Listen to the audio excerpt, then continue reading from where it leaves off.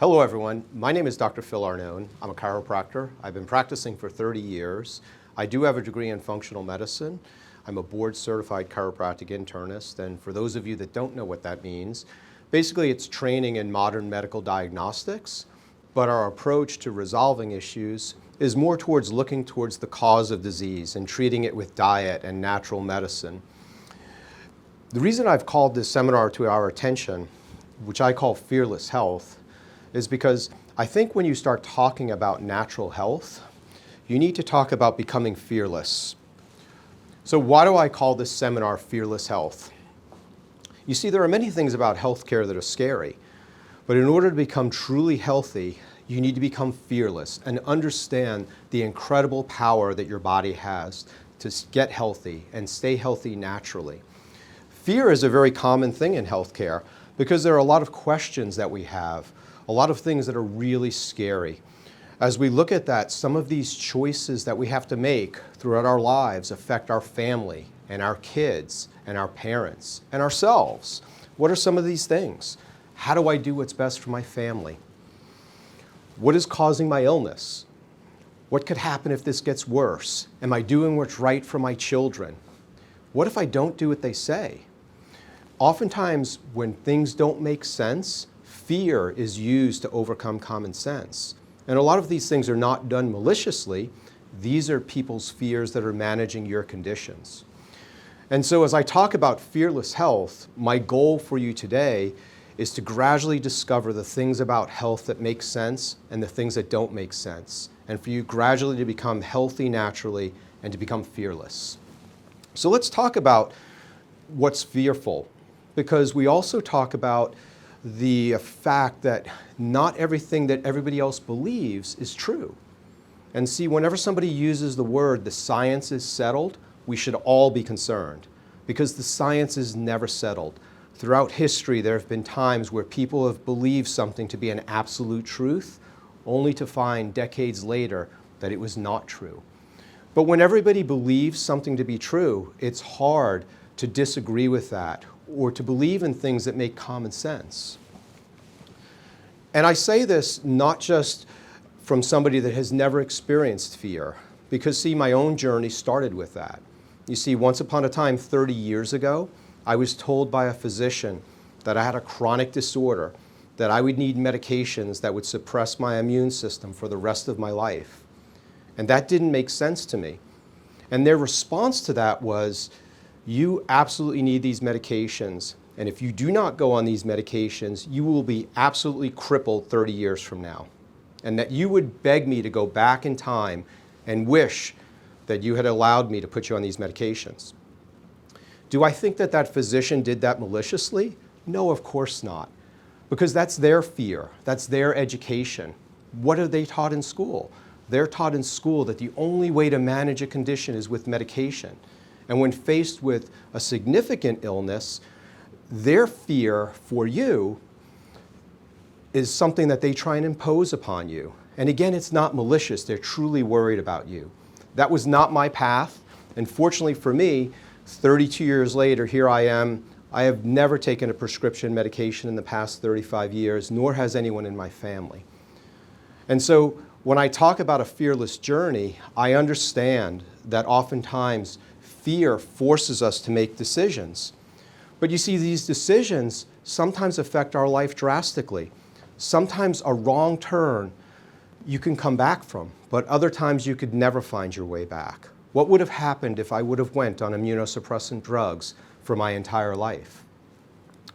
So again, becoming fearless is not just something you need to stay healthy, but as you continue to get healthy, you learn how to become more fearless because you understand that there are other paths that are safer and more effective. So what is my hope for you today? I wish I could tell all of you that I can give you all the answers today, but I can't. But what we can do is we can create a path. We can create a path for you to discover health, resolve your chronic conditions, get healthy naturally, and become fearless. So in order to get healthy, this is a process. We talk about health not as a line that you cross, but a path and a journey. It requires work to get there. It requires work to stay there. and we'll talk about this path today. What are those things that I need to do to stay healthy?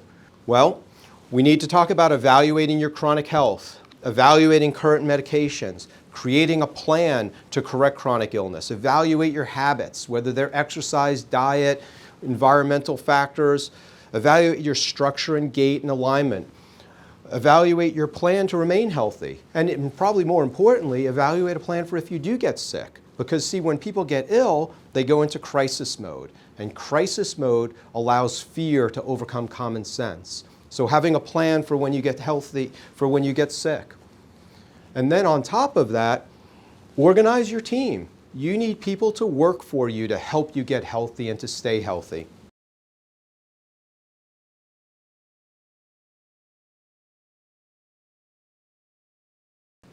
So the first step, let's look at the current model of health. Let's look at today's healthcare compared to the healthcare of the past.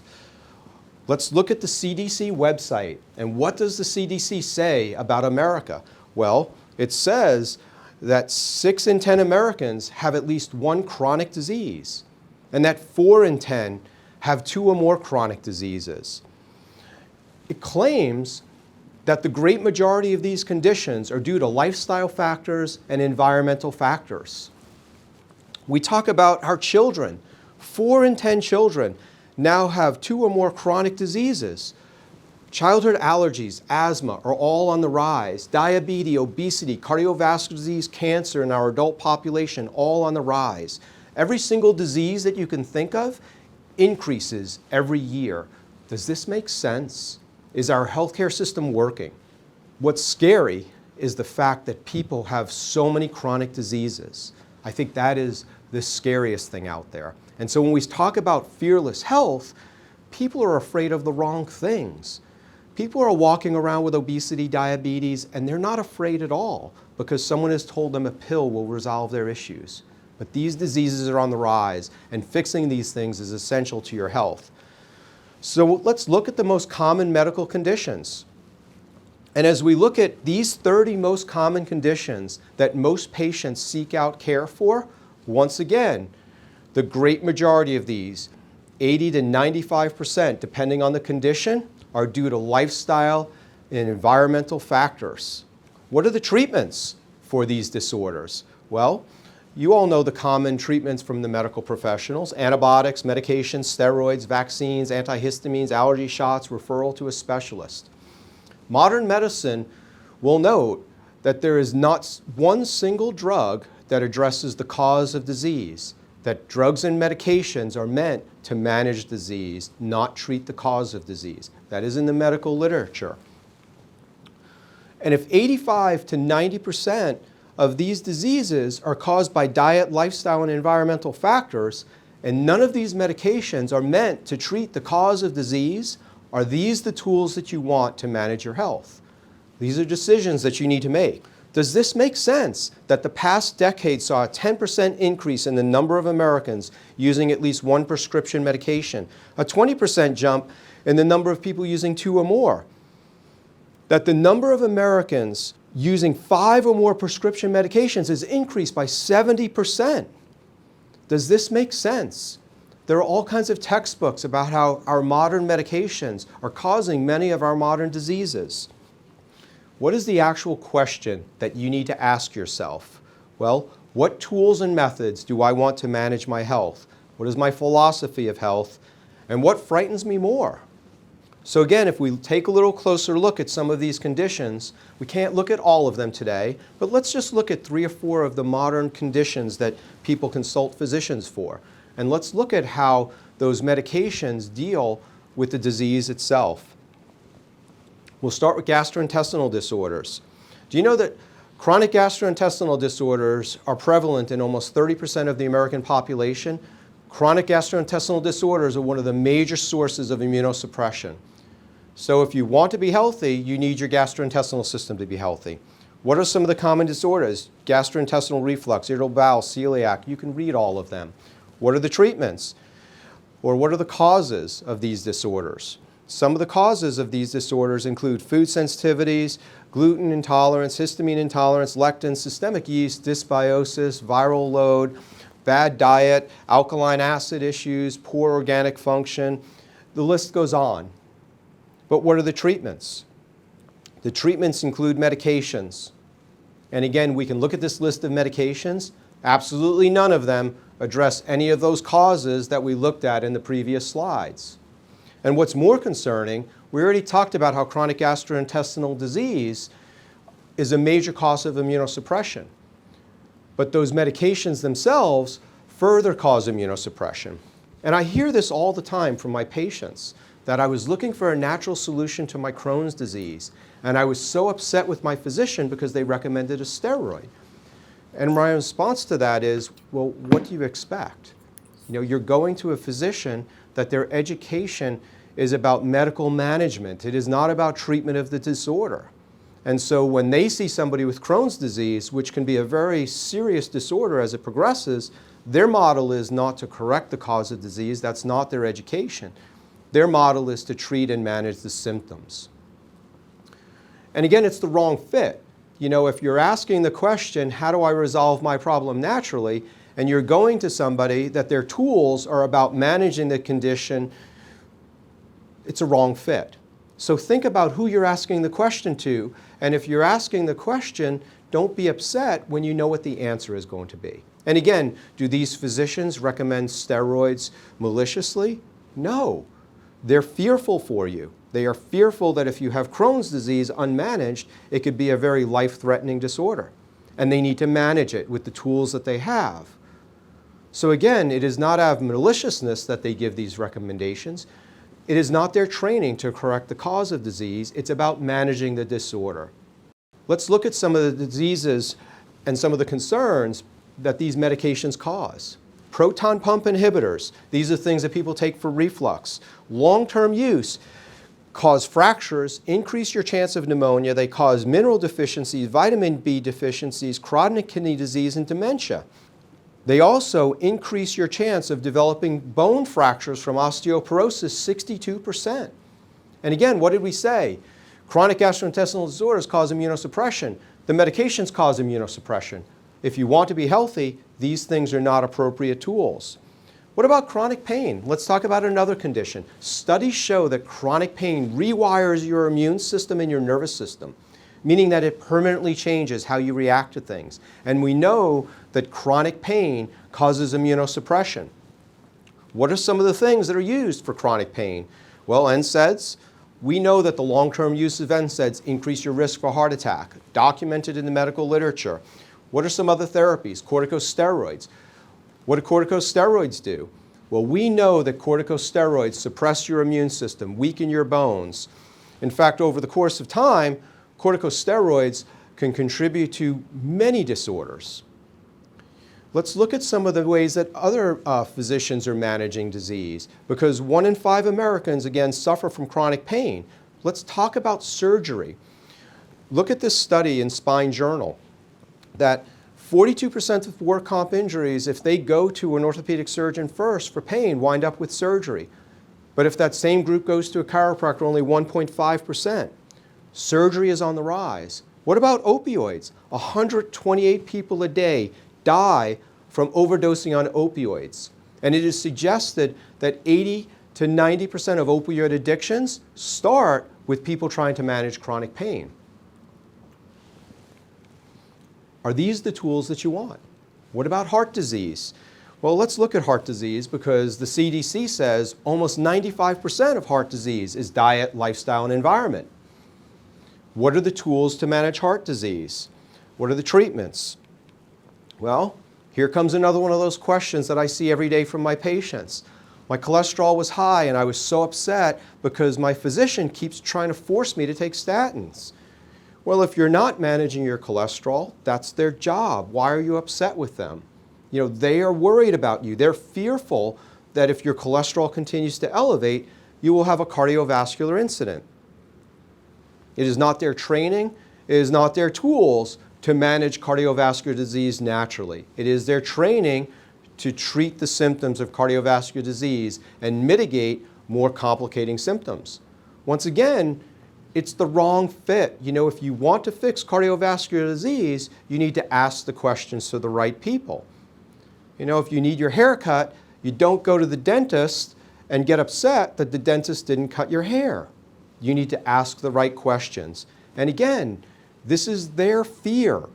When you go to somebody with a cardiovascular disorder, which we know is the #1 cause of death in the United States, and you have risk factors, they are fearful for you. They do not recommend statins out of malicious intent. It is not their job to correct your diet and lifestyle, but it is their job to try and mitigate serious effects. So again, you need to ask the right questions to get the right answers. And let's look at statins, because there's all kinds of questions about what statins really do anyway. You know, there's concerns that statins contribute to psychiatric disorders and depression. There's also concerns about the effectiveness of statins, which raises the new concept of fake science, that there's all kinds of journals and published articles and textbooks written about how science is changing, that once upon a day we used to observe something and then we would use science to prove it. But now we want to demonstrate that something's effective, and big companies pay people to prove that. And many studies are manipulated in the way that they're dictated to the public to show that these medications are more effective than they are. And we need to begin to ask questions. And we need to begin to ask the question, how do we get a more fair assessment, unbiased studies about what works and doesn't work? These are things as a public we should demand.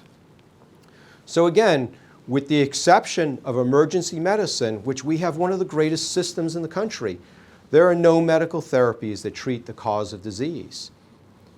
So does this make sense to you?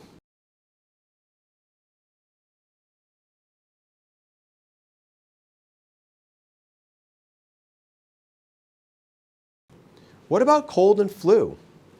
What kind of things do you do when you get cold and flu? I find so many people are fearful of these things. Well, let's look at the medical research and let's talk about when are antibiotics appropriate and when they're not appropriate. Because see, the great majority of time, the medical literature suggests that antibiotics should not be used. Yet 90%, possibly greater depending on the physician, antibiotics are used when people are sick. Yet their own literature suggests this is not appropriate. We know that 100% of viruses are immune to antibiotics. We know that studies show at least 46% of infections are viral. We know that many strains of bacteria, some estimate up to 70%, are immune to antibiotics. Yet I ask the question again, how many of you are recommended antibiotics when you get sick? It's the wrong tool, patients. Does this make sense to you? So, what about the dangers of antibiotics? How do you protect you and your family? Let's look at some of these medications and look at some of the documented research that suggests the things that you should be concerned about. There are studies. If you take multiple antibiotics over a short period of time, just a few years, your risk of cancer goes up 27 to 37%. We know that antibiotics suppress your immune system. We know that antibiotics make you more vulnerable to recurrent infection. We know that antibiotics can trigger chronic diseases like irritable bowel, rheumatoid arthritis. We can see these things when we do stool testing. We can see when autoantibodies have been triggered. We know that these antibiotics disrupt the microbiome in your gut, and we know that that is essential to health. We talk about how increased antibiotic use in children increases asthma, especially when they're used in the early stages of life. Once again, I hear this from my patients. I took my kid to the doctor, they recommended an antibiotic, I was upset. You know, why are you upset? You know, you went to your physician for answers, their tools are antibiotics. Again, you need a plan to stay healthy.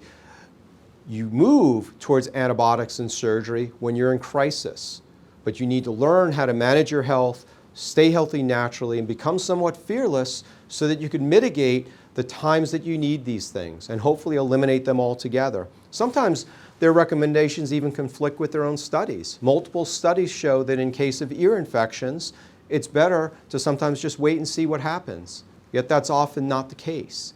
Again, are these medications recommended out of maliciousness? No. This is their fear. How do medical professionals manage disease? They manage disease with medications. They're worried that if you don't take those medications, something serious can happen. That's their fear. Just like their fear for me when I was a young man that I needed drugs forever. That was their fears driving their concern, not necessarily something that made sense. So again, we already talked about how the microbiota can disrupt your health, but there's all kinds of studies that continue to come out that when the antibiotics create a disruption to the microbiome in your gut, there's psychiatric disorders that occur from that, autism, Parkinson's, Alzheimer's, schizophrenia, multiple studies that suggest these medications are contributing to or causing these diseases. You could look at those studies for yourself. They're well documented. And so if we summarize these things, we know that antibiotics increase cancer risk. They increase your risk for rheumatoid arthritis. They increase your chance for diabetes, chronic intestinal disorders. They damage ligaments. They cause recurrent infections. They cause anxiety disorders, chronic fatigue, cognitive function disorders, and depression. They increase your risk for cervical arterial dissection. They increase your risk for asthma and allergies. Folks, you need a plan to get healthy naturally. You need to get yourself to the point where your immune system does not break down enough to the point where you need these things. They are dangerous. And remember, all viruses are immune to this thing. So we look at this book.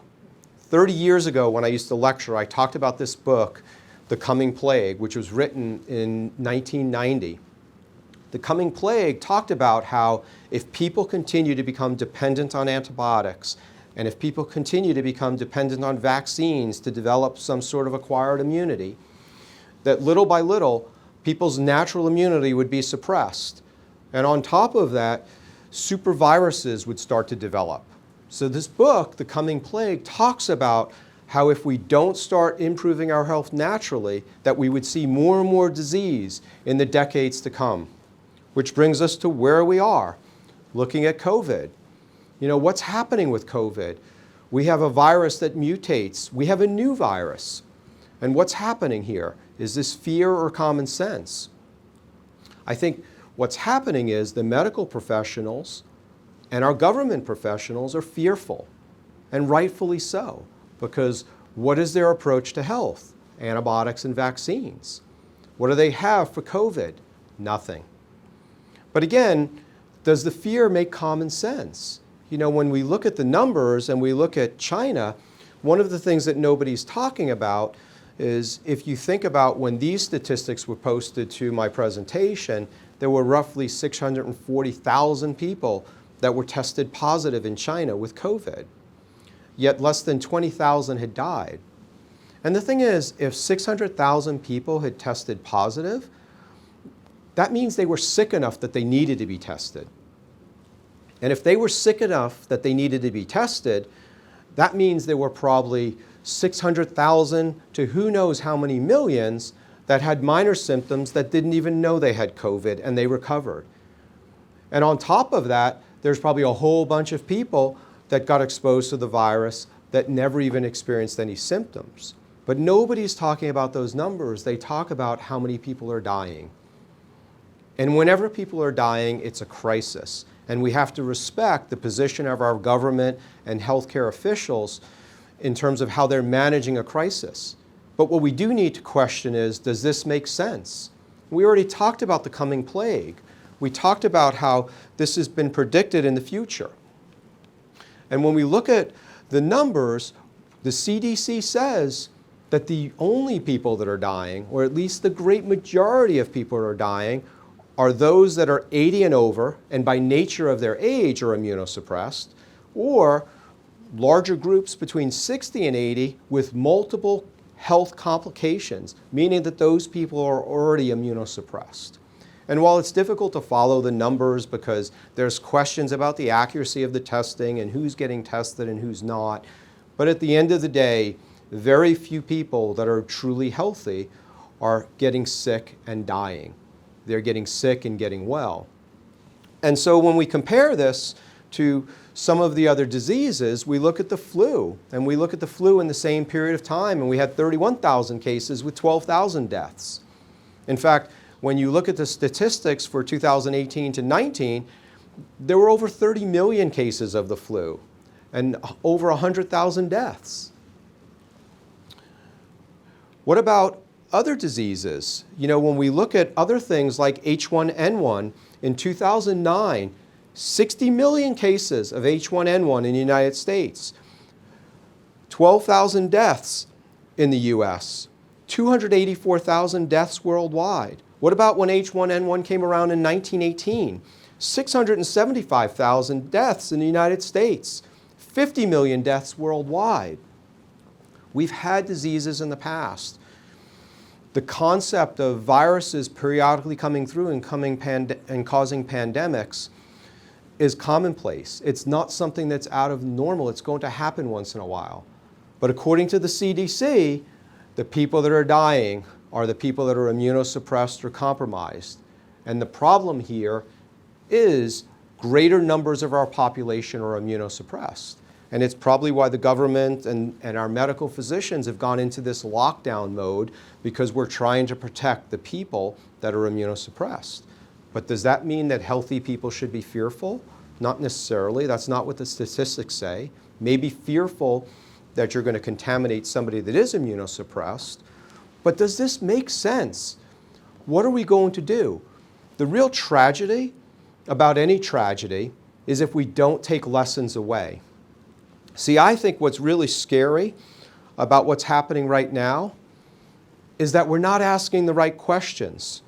We're not asking the questions such as, how do we increase our health? How do we improve our numbers? How do we reduce the number of people with chronic disease? And more importantly, is our current medical system working? You see, science and big pharma say that medicine and antibiotics and vaccines are the answer. But the CDC and statistics say that all disease is on the rise. Does this make sense? So what are you afraid of? You know, do you want to be one of the people that gets exposed to COVID and doesn't come down with illness? One of the people that gets exposed, gets sick and gets well? Or do you want to be one of the people that dies? My suggestion to you is you start getting yourself healthy naturally, because COVID will not be the last time we have a virus or a flu that's killed people. And let's compare it to some of the other things that are happening in the United States. Let's compare it to the number of deaths from heart disease, cancer, accidents. Heart disease, 647,000 a year. Cancer, $599,000 a year. Influenza, pneumonia, 55,600 just in the United States. Intentional self-harm, 47,000 deaths a year. That is much more than COVID. Stroke, 146,000. Alzheimer's, 121,000. Accidents, 169,000. It is always unfortunate when people are dying, and it's tragic. But the lessons we need to take away from this are, how do we begin to question our current medical model, and how do we begin to get our population healthier?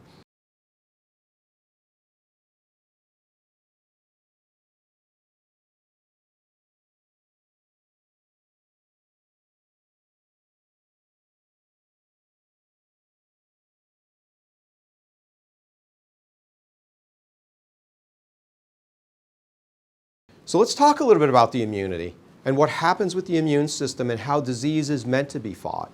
You see, when you come in contact with a virus, viruses can get inside your body. They're airborne. And once they get inside your body, your immune system has mechanisms to destroy that virus. You see, because the only way the virus can stay alive is by invading the cell. But your body has multiple paths to prevent that virus from getting into the cell. It has antibodies that can destroy it, say, hey, we got this covered, you're okay. Or the cell sometimes, in a process called phagocytosis, when the virus is trying to invade the cell, can fold in upon itself and seclude that virus so that it can't destroy the cell. And sometimes the body will coordinate those viruses to clump them all together so they're easily identifiable. This is what we call infected. Because when you get exposed to the virus and your antibodies are fighting it off, you're infected, but you're not sick. And you know what happens when you get infected? You develop immunity, which means the next time it comes around, your antibodies say, hey, we recognize that virus. Let's get mobilizing quick this time. That's the way immunity occurs. How else does immunity occur? What else happens with your immune system? Well, we talked about that when you get sick, what happens is the virus invades the cell, and once inside the cell, it replicates and damages the cell. But your body knows that. So your body has these T cells, and what the T cells do is they come along and they destroy those infected cells. But you know, when your body's destroying tissue, what does it do? Well, it raises the temperature, it causes a fever, you have mucus, sneezing, coughing. So we talked about how when the antibodies have this covered, you're not necessarily getting sick, but when the cells get invaded, you're getting sick. But the T cells can often destroy those cells and get rid of them if your immune system is strong. Some of those viruses have gotten really smart. That's some of the concerns about COVID. You know, it mutates, but a lot of viruses mutate.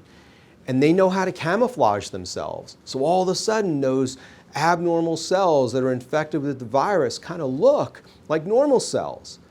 But your body's got that covered too. It has these NK cells, natural killer cells, and they know how to recognize short differences between abnormal cells and infected cells and destroy them.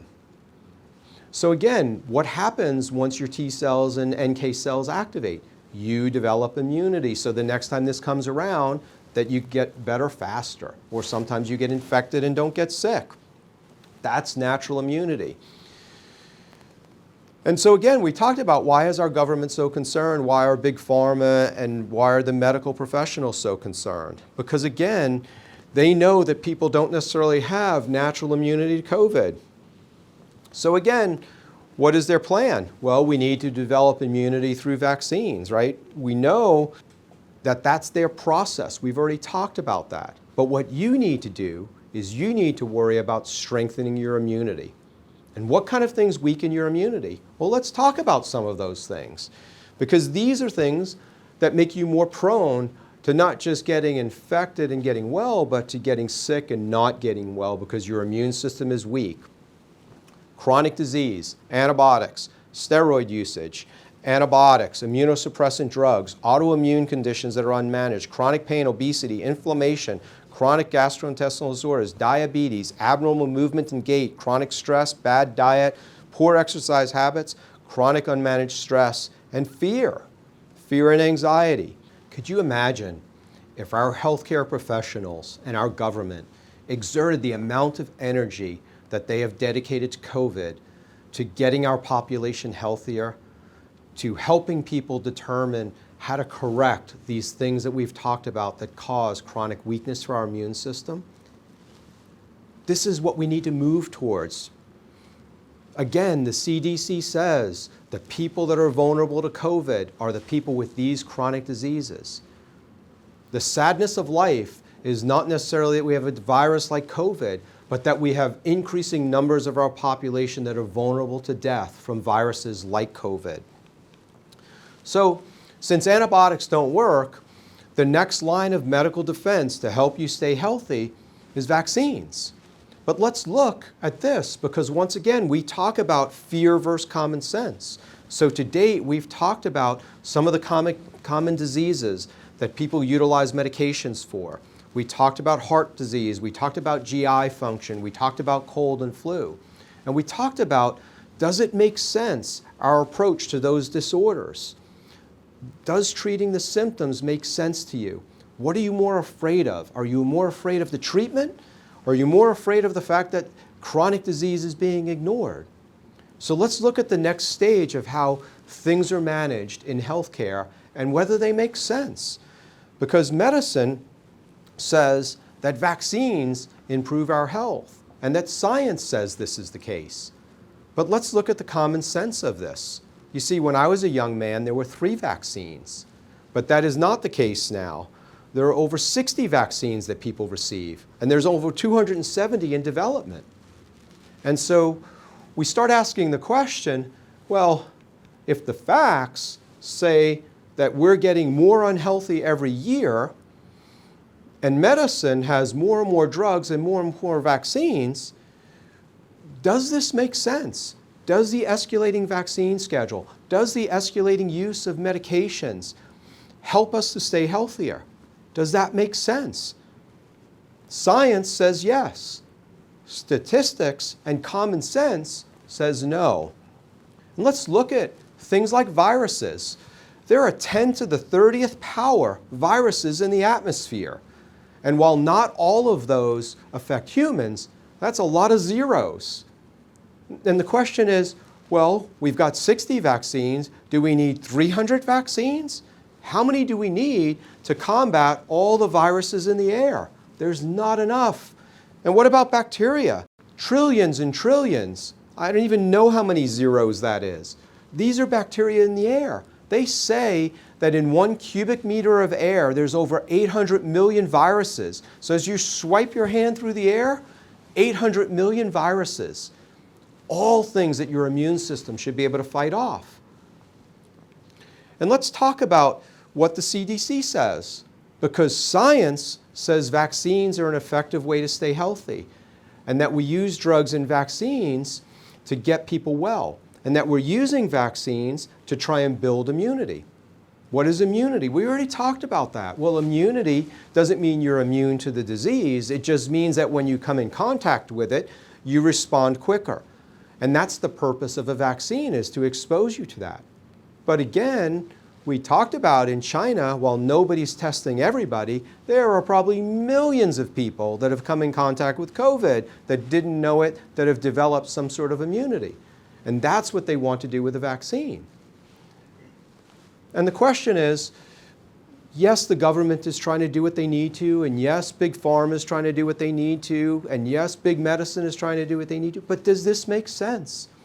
How many viruses are out there? How many vaccines do we need? Does common sense tell us that as the schedule is escalating, we're getting healthier? You need to be dependent upon yourself. You need to begin to take actions to get your health better naturally. And let's talk about safety, because there's also concerns about, as things escalate, what kind of dangers are out there. We already talked about the dangers of antibiotics that are well documented. There's dangers to vaccines as well. The purpose is to build immunity, but it's not as if they're without danger. The CDC lists that vaccines are unavoidably unsafe. That is their position, that vaccines are something that they have decided is moving our health forward and improving the health of our population. And there's dangers, but they're acceptable. And then let's look at the common sense. We look at Gardasil, which is one of the newest vaccines for cervical cancer. So in East Africa, where the cervical cancer rate is highest, there's only 4.27 deaths per 10,000. The Gardasil vaccine, on the other hand, 81.49 severe adverse reactions per 10,000 and 13 deaths. So we have a vaccine that's trying to offset, at worst case scenario, 4 deaths per 10,000 that's causing 13 deaths per 10,000. The question is, does this make sense? Is this malicious? No. This is their philosophy. Their model of health is more vaccines, more antibiotics. And the things we need to start questioning is, when someone tells us that something's not safe, who determines what risk is involved, and who determines your choice to determine what you're more afraid of? And again, when we look at who's managing distributing vaccines, we look at the medical physicians. And I challenge you to ask the great majority of physicians, how much education did they have in school regarding vaccines? 0. 90% have never read the inserts, which clearly outline the concerns. Many of them have never seen an insert. If you ask them if they're aware of the side effects or the concerns, oftentimes they're not. And so we need to start demanding from our medical professionals, if they're going to recommend things that are unsafe, they should at least be aware of the concerns. And we also need to start asking the question, is there a conflict of interest in some of the studies? Who is determining what the benefit is versus what's safe? Our medical institutions need to wake up. We talked about the worst thing that could happen with any tragedy is for us to not learn a lesson. We know that our medical institutions do not have much education in diet, environmental disease, exercise, vaccines, natural health.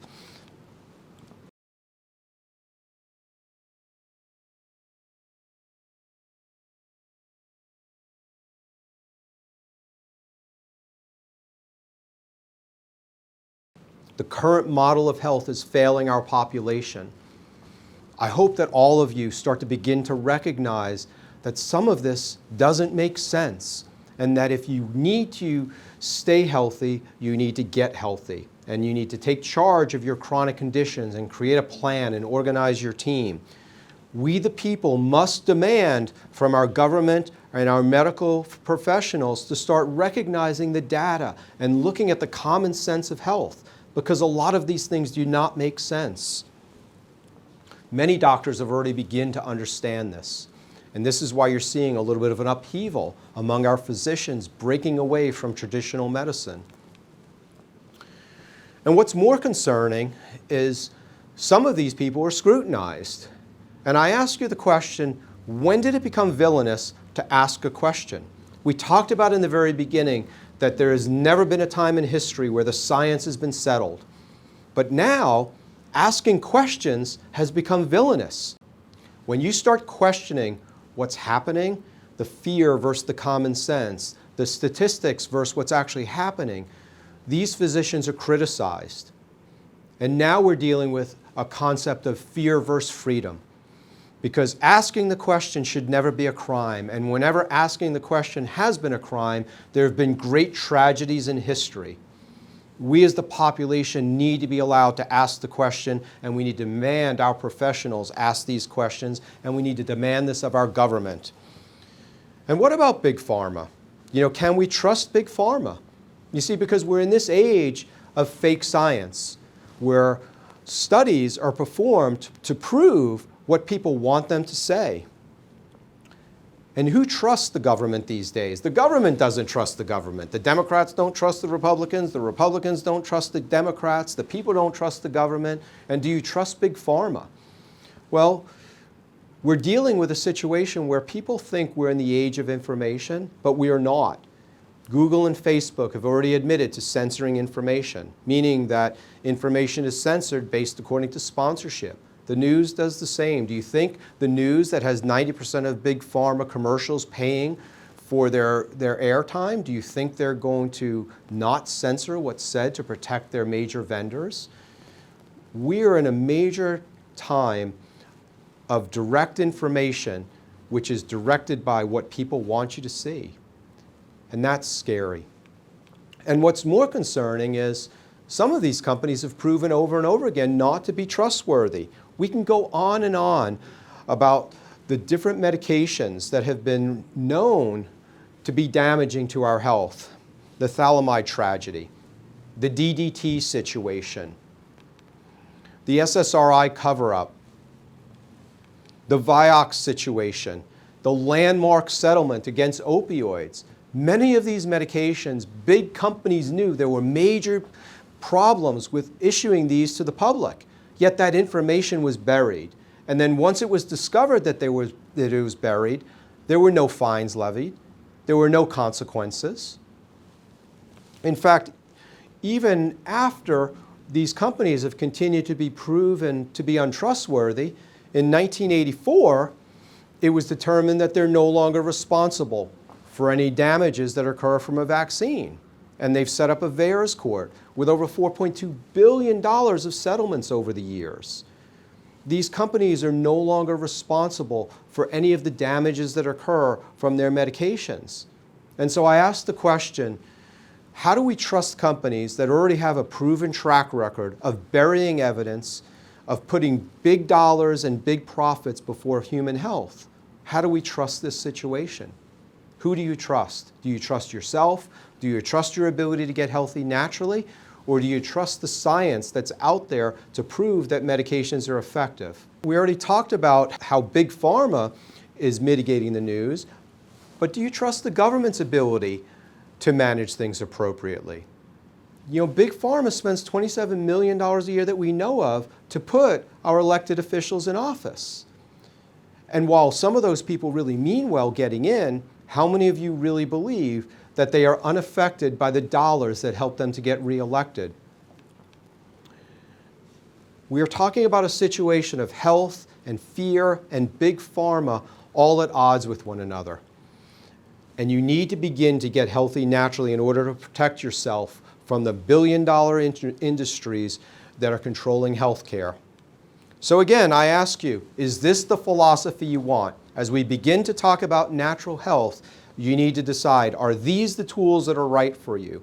Are these the tools that you're going to use in crisis, or are these the tools that you're going to use in everyday life? We talked about that one wrong turn can sometimes alter your health. We've talked about how these medications have side effects. And while no one is recommending them maliciously to you, you need to prepare yourself to take care of yourself before you ask the question about what medication I need. So let's talk about what you're going to do. Are you going to be healthy, or are you going to follow the current model of health? If none of these things have made sense to you, then the medical model of health is probably for you. But if these things make sense, you need to begin to create your plan.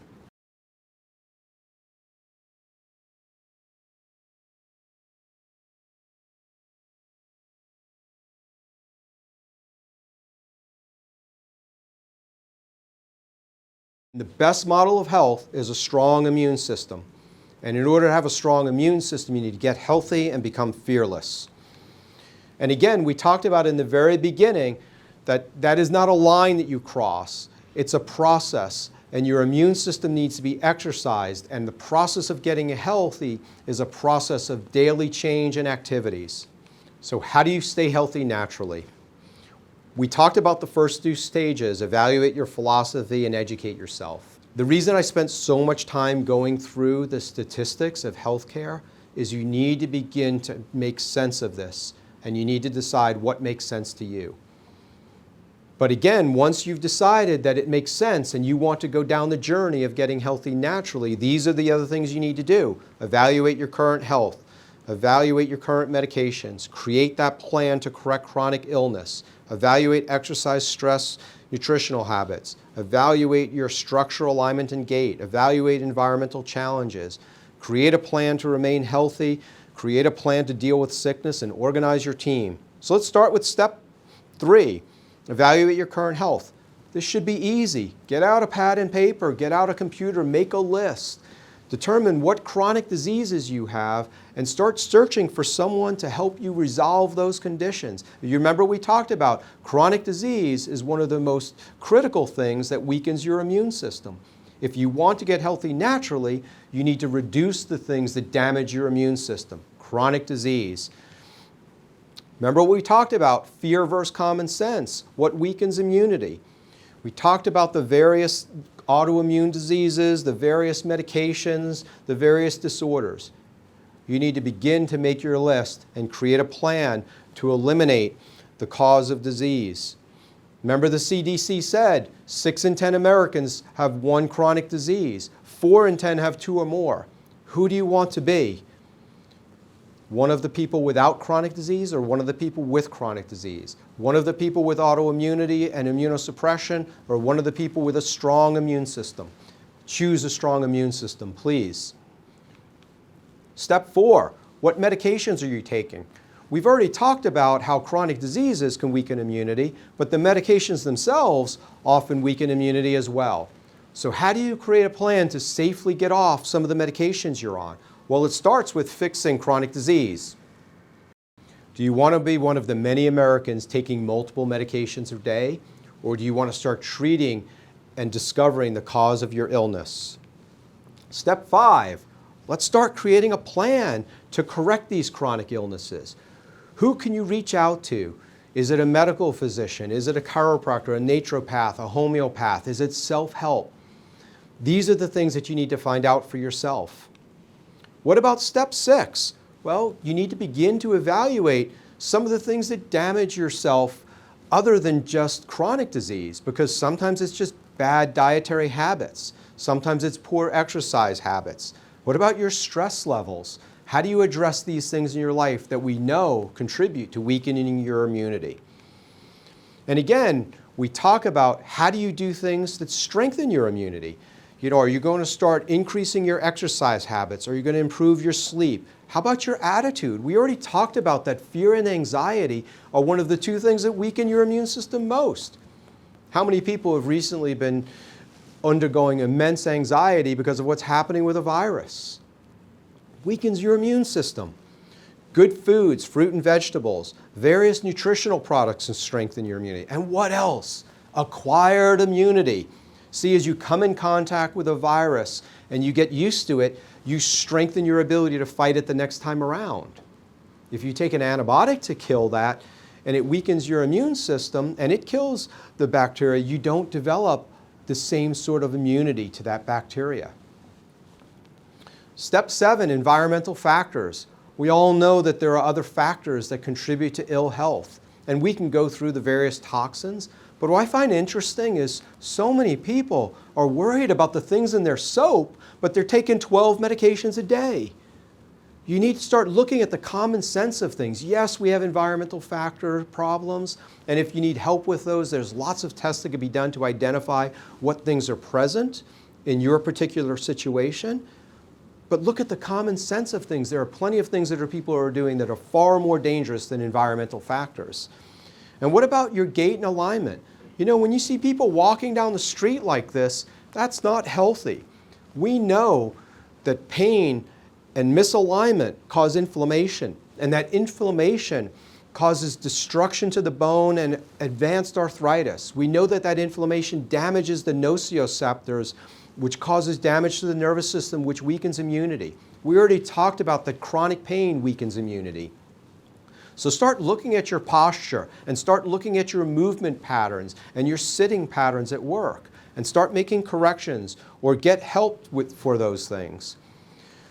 So I'm asking all of you to start evaluating your plan to get healthy and remain healthy and start talking about what's going to be your first step. And again, we talked about preparing for illness, right? The best way not to get sick, or the best way when you get sick to get well, is to start preparing in advance by taking care of the things that weaken your immune system. But you need a plan as well for if you do get sick so you don't go into crisis, so you don't ask the wrong question from the wrong person if you don't want that answer. So get a plan for what are you going to do when you're going to get sick? What options do you have? What products might I take? Who's going to help me with that? You need the plan for getting sick. And your final step is to organize your team. And you need to be the manager of your team. You don't need to be one of the players on your team. You need to manage and coordinate what the people that are helping you are doing for you. You need to direct them what you want and get the help that you need to fix the things that you need to fix so that you can be healthier. And again, you need to ask those questions of the right person. You don't ask the landscaper to come in your house and fix the toilet. So decide what you need and ask the right questions from the right people. And so ask yourself these questions as we conclude. Do you want to be one of the millions of people that is going to survive viral outbreaks? Or do you want to be one of the people that is going to succumb to death and illness? Do you want to be one of the 4 Americans with an autoimmune disorder? What do you want for your children? Do you want your children to be one of the 20% of kids with chronic disorders? What is your plan? How are you going to stay healthy? Do you want to be one of the 70% increasing prescription drugs every year? You need to take the first step. We talked about all the different steps. We went through what you need to do to be healthy. And gradually as this happens, you can get healthier with each decade instead of being one of the many Americans getting weaker and immunosuppressed every year. And if you make the right steps, you can become fearless and you can be healthy. Thank you very much for watching our presentation today. I'm Dr. Phil Arnone at the Balanced Body Center.